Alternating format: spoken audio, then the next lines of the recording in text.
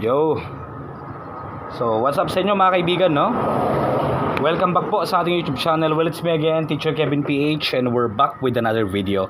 So, meron lang akong gustong i-share mga kaibigan patungkol sa na-experience ko dito sa Epson L3210. Issue, hindi ko ma-reset mga kaibigan, no?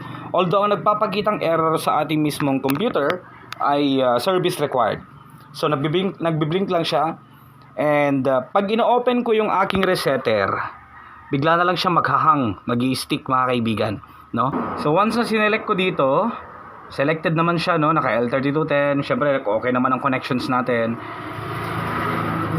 Okay.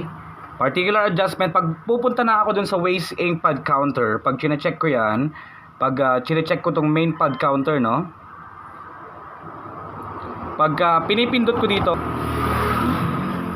kasi kanina ayaw talaga no? Meron lang akong ginawang paraan para ma-reset siya. So dito, kaninang hindi pa siya okay. Pag pinipindot ko yung check, wala na, naghahang na mga kaibigan. Parang nagkakaroon na ng error yung ating pagre-reset. Paulit-ulit na ginawa ko yung chinek ko cables, okay naman. Okay, nag-restart, okay naman.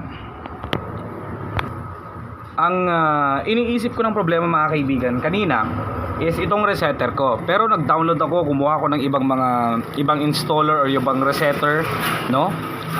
Sabi ko baka meron lang problema sa may software ko. Pero hindi. Ang ginawa ko, mga kaibigan, chinek ko yung kanyang waste pad, and nakita ko kanina na super puno. Yan, nalinisan na kasi mga kaibigan. Sinabay ko na rin sa waste pad nung isa kanina.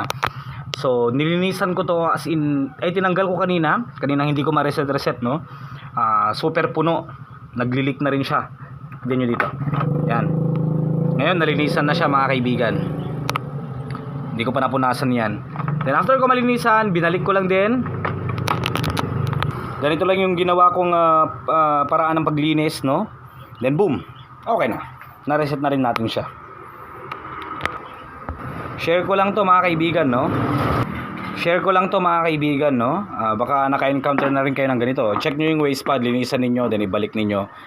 Tignan nyo, gagana yan. Unless kung yun lang talaga ang problema niya. Nagkataon na ito, ang problema natin kung bakit hindi natin ma-reset to kanina is yung waste pad, punong-puno.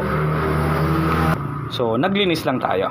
Okay, tip lang yun. Hanggang dito lang muna. Maraming salamat sa inyong panonood. Huwag nyo pong kakalimutan mag-subscribe.